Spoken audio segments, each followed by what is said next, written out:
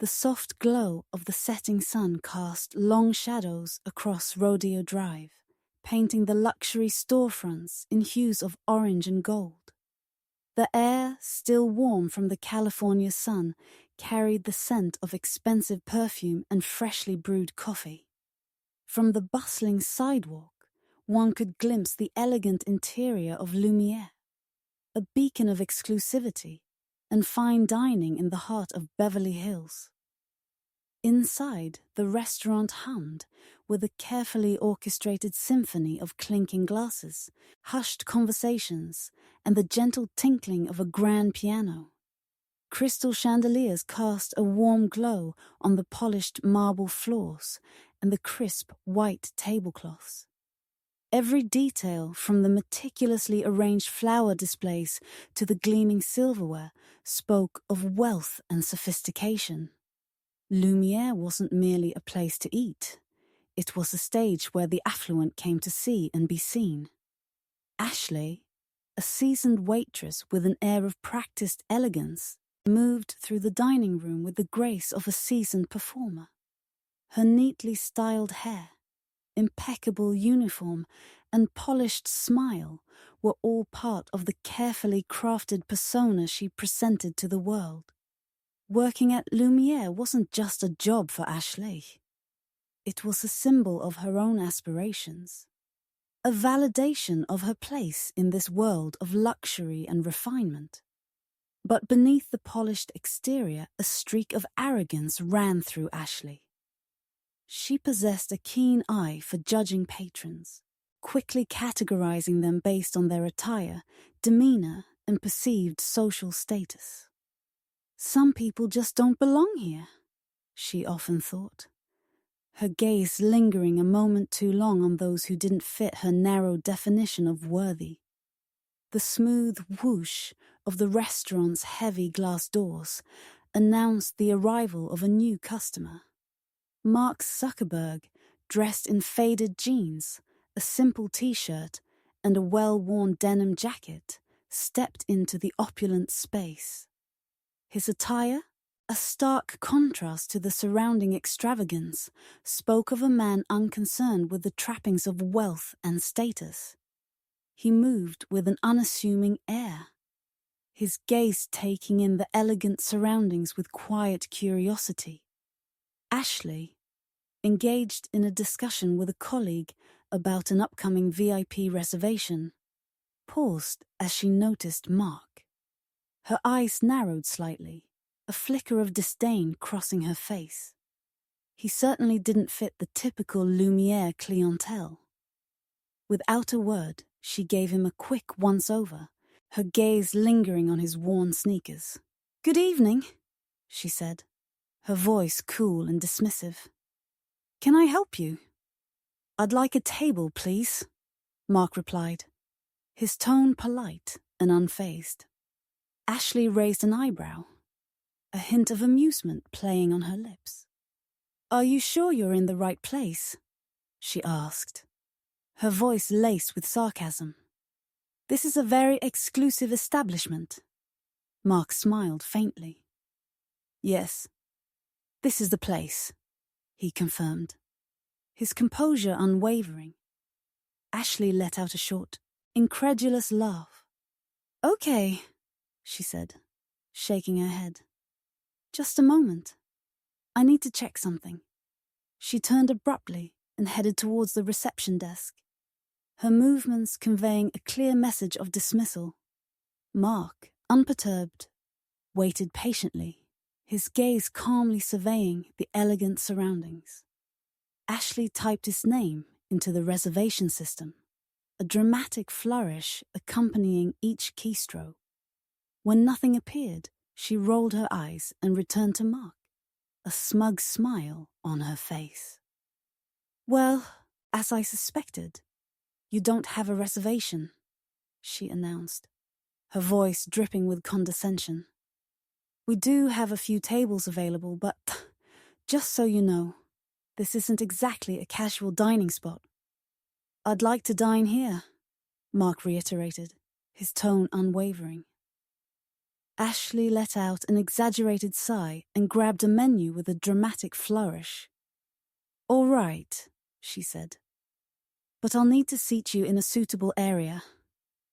Follow me." She led him through the dining room, her pace brisk and dismissive. Instead of guiding him towards the center, where the warm light highlighted the elegant ambience, she steered him towards the farthest corner, a dimly lit area near the kitchen. "Here you go," she said, dropping the menu onto the table with a thud. "This table is perfect for you. If you need anything, let me know, but only if it's necessary." Mark maintained his slight smile, seemingly unaffected by her rudeness. "Thank you," he replied calmly. "I'm sure this will be an interesting experience." As she walked away, Ashley muttered under her breath, loud enough for a nearby couple to overhear. "He won't last 5 minutes in here. Bet he'll leave as soon as he opens the menu." Mark, oblivious to her comment, sat down and opened the menu, his eyes scanning the options with quiet interest. The gentle piano music continued to fill the air, but a sense of anticipation hung heavy in the atmosphere. Ashley, from across the room, watched him with a smug smile, convinced that he would soon retreat in embarrassment. Mark, unfazed by Ashley's blatant disdain, calmly perused the menu. The elegant script and elaborate descriptions of the dishes did little to intimidate him. He had, after all, dined in some of the most exclusive restaurants around the world. Lumiere, while certainly impressive, held no particular mystique for him.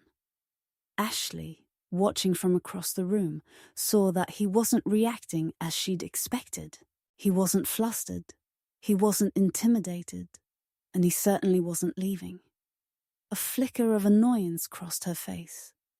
She decided it was time for a more direct approach. With a practiced smile plastered on her face, she approached his table.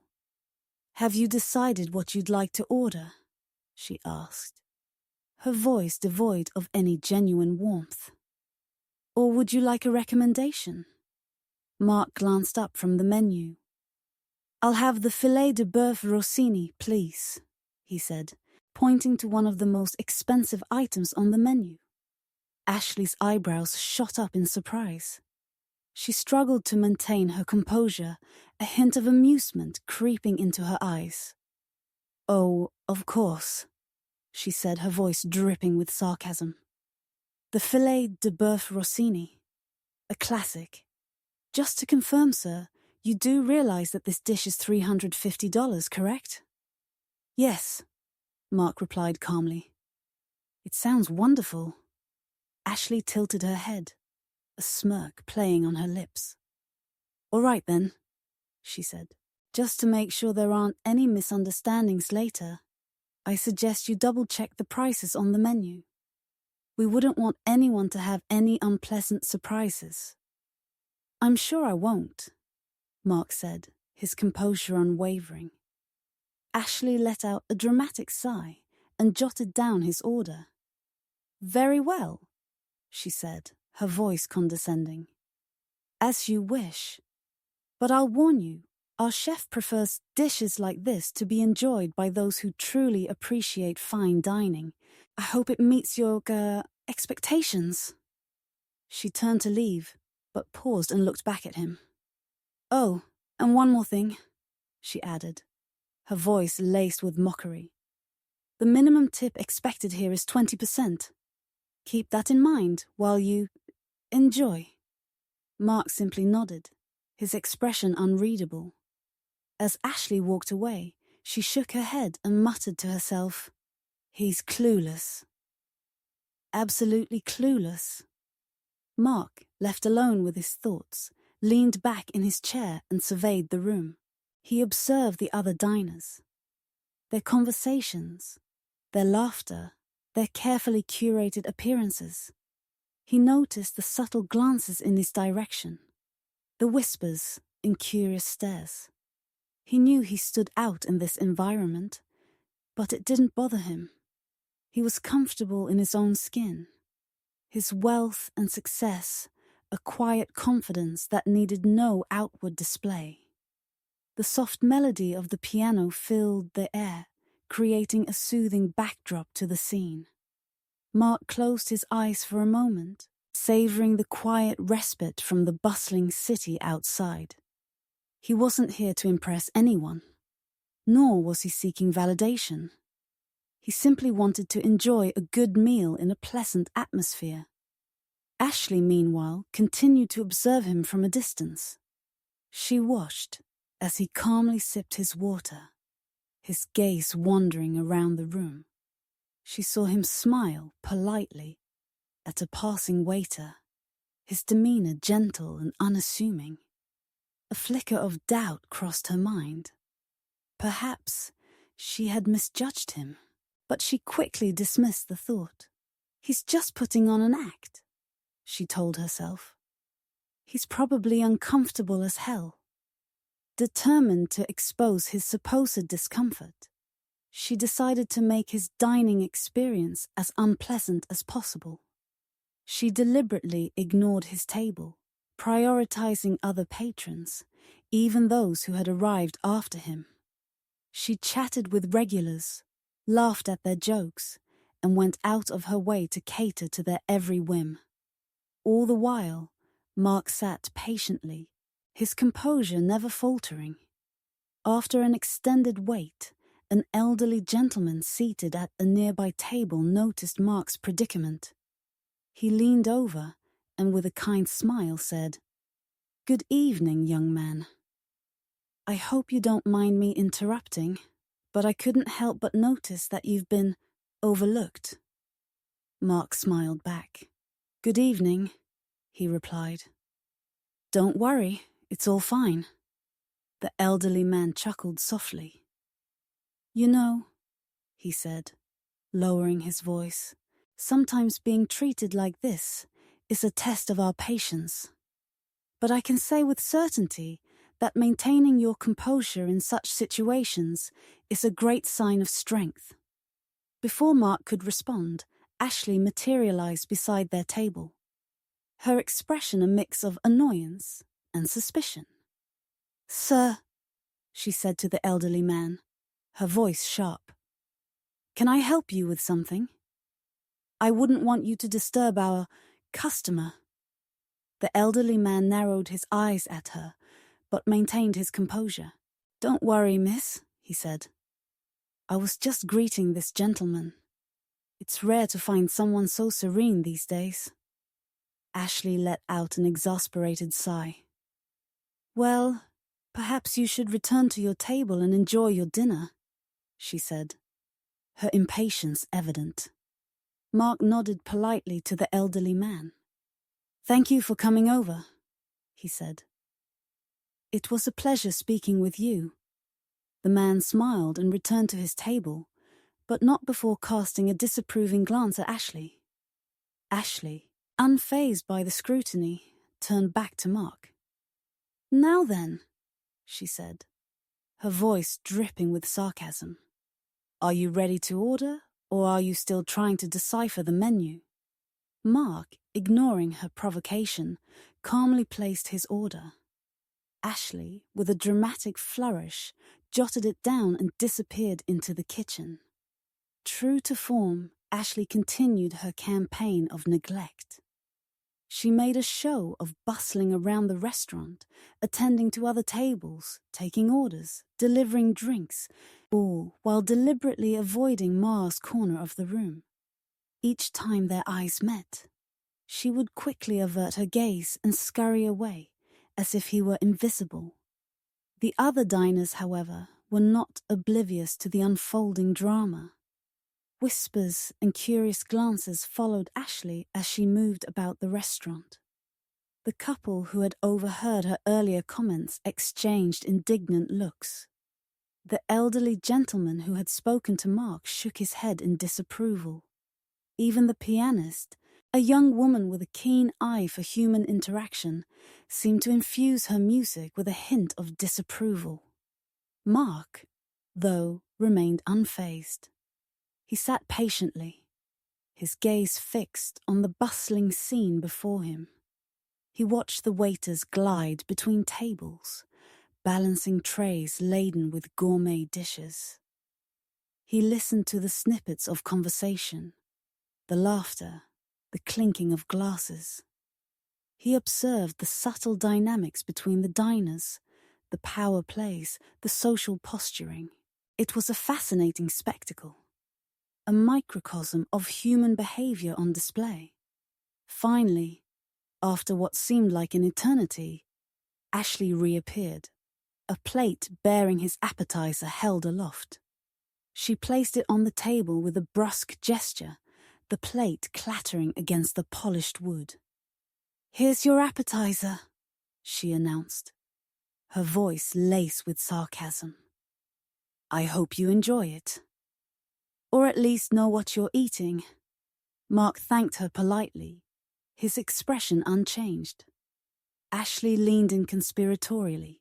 "You know," she whispered, "a lot of customers who order this dish end up not liking it. It's not exactly mainstream, but I think you'll do just fine. Good luck." Mark simply smiled and picked up his fork. The appetizer, a delicate creation of seared scallops and exotic mushrooms, was indeed exquisite.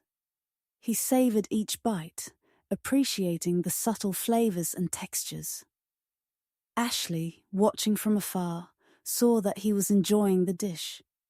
A flicker of annoyance crossed her face. "He's just pretending," she muttered to herself. "He's probably never tasted anything like it before." She turned away, determined to find another way to rattle him. But as she moved through the dining room, she couldn't shake the feeling that she was the one losing control.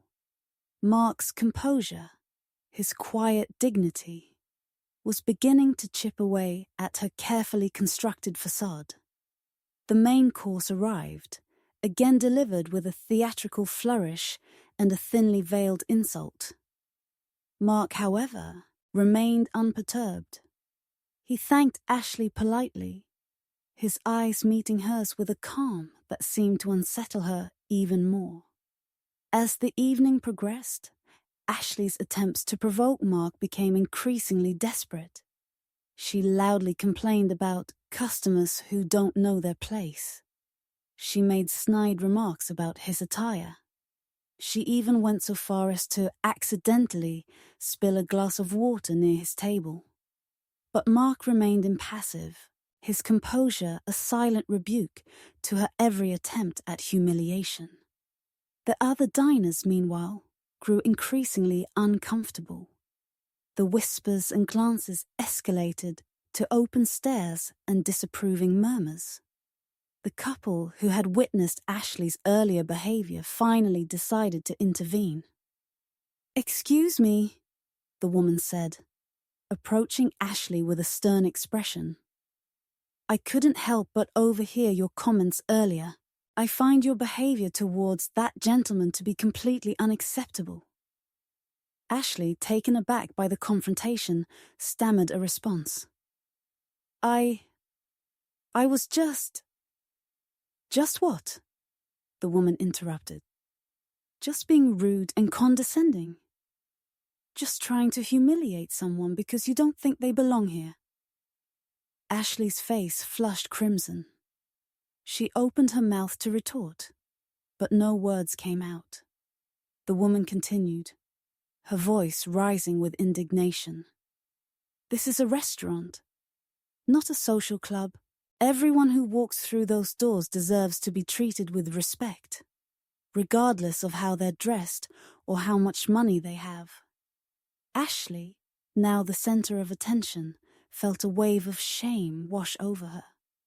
She glanced around the room, her eyes meeting the disapproving gazes of the other diners. For the first time, she realized the extent of her own arrogance. Mark, who had been silently observing the exchange, finally spoke. "Thank you," he said to the woman, his voice calm and steady. "I appreciate you speaking up."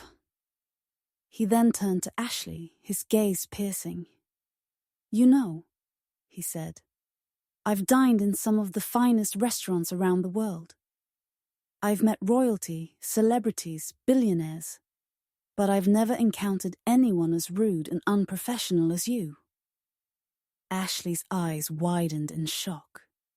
She opened her mouth to speak, but Mark cut her off. "You seem to think that your job here gives you the right to judge people," he continued, his voice rising with quiet intensity. "But you're wrong. Your job is to serve, to create a welcoming atmosphere, to make everyone feel comfortable and valued. And you failed miserably." Ashley's face crumpled. Tears welled up in her eyes as the full weight of her actions crashed down upon her. She had spent years building a carefully crafted persona, a shield of arrogance and superiority. And in a matter of minutes, it had all come crashing down. Mark, seeing her distress, softened his tone. "Look," he said, "I'm not here to make you feel bad, but I hope this experience teaches you a valuable lesson. You never know who someone is or what they've been through. So before you judge, before you dismiss, before you humiliate, take a moment to consider that you might be wrong." He paused, his gaze sweeping across the room. "We all make mistakes," he continued, his voice now filled with compassion. "But it's what we do after those mistakes that truly defines us. I hope you choose to learn from this, to grow, to become a better person." Ashley, her tears flowing freely, nodded silently. Mark smiled gently. "Now," he said, "if you'll excuse me, I'd like to finish my dinner." He turned back to his table, leaving Ashley standing there, a broken figure amidst the wreckage of her own arrogance. The restaurant, which had been buzzing with tension moments before, now fell silent. The diners, humbled by the scene they had just witnessed, returned to their meals, their conversations subdued and reflective. Ashley, wiping away her tears, slowly made her way back to the kitchen. As she passed Mark's table, she paused and looked at him, her eyes filled with a mix of shame and gratitude. He nodded slightly, acknowledging her silent apology. The rest of the evening passed without incident. Mark finished his meal, paid his bill, including a generous tip, and left the restaurant, his head held high. As he stepped out into the cool night air, he couldn't help but smile. He had come to Lumiere seeking a quiet dinner, but he had left with something far more valuable: the satisfaction of knowing that he had made a difference.